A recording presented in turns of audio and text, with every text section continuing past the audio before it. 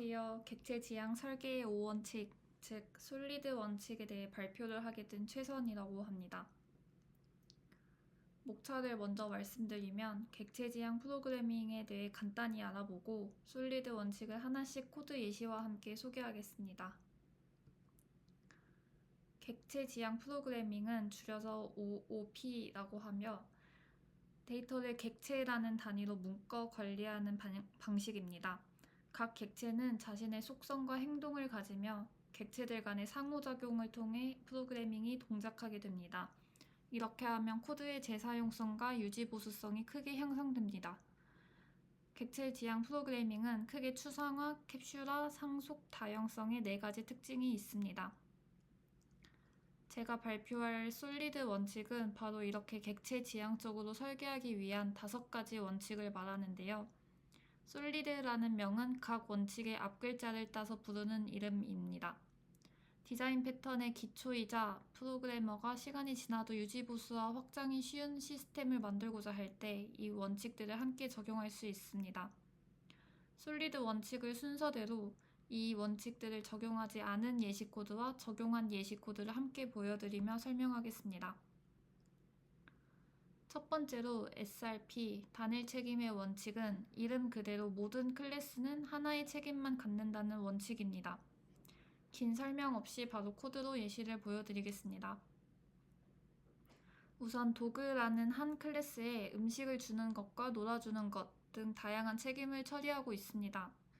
이런 구조는 만약 플레이 로직을 수정해야 한다면 다른 코드와 엮이게 되어 예기치 않은 오류가 발생할 가능성이 높습니다. 단일 책임의 원칙을 적용해 작은 단위로 클래스를 분리하여 사용한 코드입니다. 이렇게 로직을 짠다면 한 클래스의 하나의 기능으로만 이루어졌기 때문에 코드의 길이가 짧고 명확해서 가독성이 좋아지고 클래스를 상속받아 확장하기 용이해집니다. 또한 모듈식으로 여러 부분에서 재사용할 수 있게 됩니다. 다음으로는 OCP, 개방 폐쇄의 원칙입니다. 개방 폐쇄의 원칙은 클래스가 확장에는 개방되어 있고 수정에는 닫혀 있어야 된다는 원칙입니다. 원본 코드를 수정하지 않고 새로운 동작을 추가할 수 있어야 합니다. 예시 코드 보여드리겠습니다. 개방 폐쇄의 원칙을 적용하지 않았을 땐 만약 새로운 강아지 품종을 추가할 때 기존 코드를 수정해야 합니다. 개방 폐쇄의 원칙을 따라 강아지 추상 클래스를 만들고 각 품종을 상속받아 처리할 수 있도록 설계할 수 있습니다. 그럼 새로운 강아지 품종을 추가하려면 기존 코드를 수정할 필요 없이 새로운 클래스를 추가하면 됩니다. 이렇게 설계하면 강아지 종류가 늘어나더라도 기존 코드를 수정하지 않고 확장성 있게 품종을 추가할 수 있습니다. 다음 LSP, 리스코프 치환 원칙은 하단의 사진 속의 바바라 리스코프라는 사람이 발표한 원칙입니다. 파생 클래스가 기본 클래스를 대체할 수 있어야 한다라는 상속을 할 때 지켜야 하는 원칙인데요. 쉽게 말하자면 자식 클래스가 부모 클래스의 행동을 무조건 따를 수 있도록 설계해야 합니다. 예시 코드 보여드리겠습니다. 해당 코드는 리스코프 치환 원칙에 위배된 코드인데요. 도그 클래스는 워크 메서드를 통해 강아지가 걷는 기능을 제공합니다. 하지만 마지막 푸들 클래스를 보시면 워크 메서드를 오버라이딩 하면서 걷지 못하게 구현되어 있습니다. 이런 경우 도그 클래스를 사용하는 코드에서 푸들로 대체하면 예외가 발생하여 의도된 기능을 수행하지 못하게 됩니다. 이는 리스코프 치환 원칙을 위반하는 예의입니다. 리스코프 치환 원칙을 잘 준수하기 위해선 인터페이스를 활용하는 방법이 매우 유용합니다. 인터페이스를 사용하면 각 클래스가 특정 행동을 반드시 구현하도록 강제할 수 있고 부모 클래스에 의존하지 않고 다양한 구현을 할 수 있습니다. 해당 코드에서는 도구 액션스 인터페이스를 통해 각각의 강아지 클래스는 언제든 다른 강아지 클래스로 대체될 수 있습니다. 다음으로는 ISP, 인터페이스를 사용할 때 지키는 원칙인 인터페이스 분리 원칙입니다. 인터페이스를 한 번에 크게 사용하지 말고 작은 단위로 나눠서 사용하라는 원칙입니다. 이건 코드를 보시면 바로 이해하실 수 있으실 겁니다.